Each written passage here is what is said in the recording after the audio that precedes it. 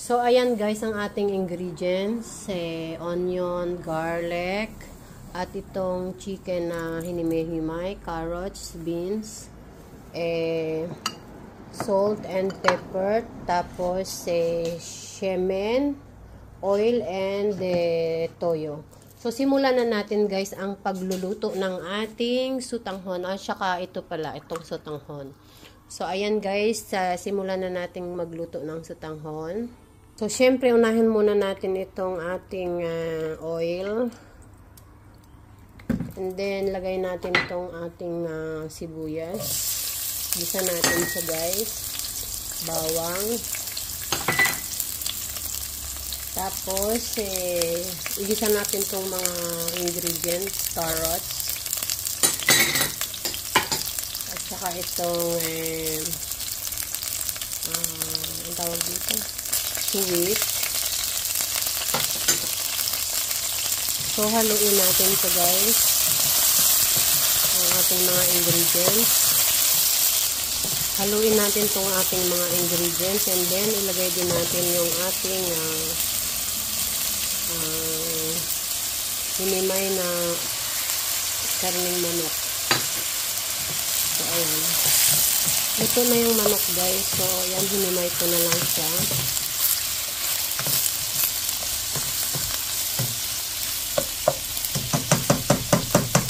And then, lagyan natin ng toyo, paminta, at salt. So, ayan, lagyan natin ng toyo. Lagyan natin din ng asin. Lagyan natin ng paminta.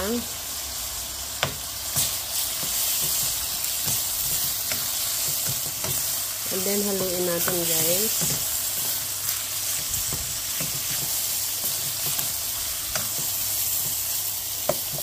At lagyan natin siya ng tubig.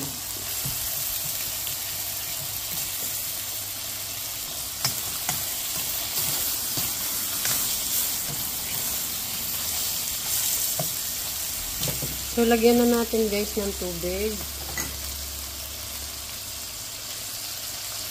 Ayan, lagyan natin ng tubig.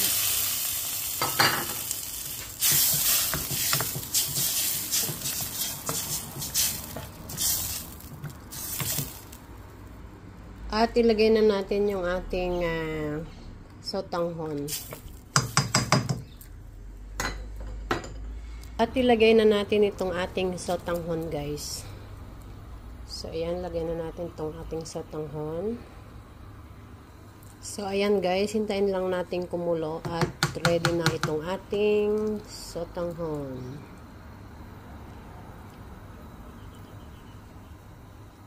So, ayan na guys ang ating masarap na sotanghon. Masarap to guys dahil medyo malamig dito sa Israel. So, ayan.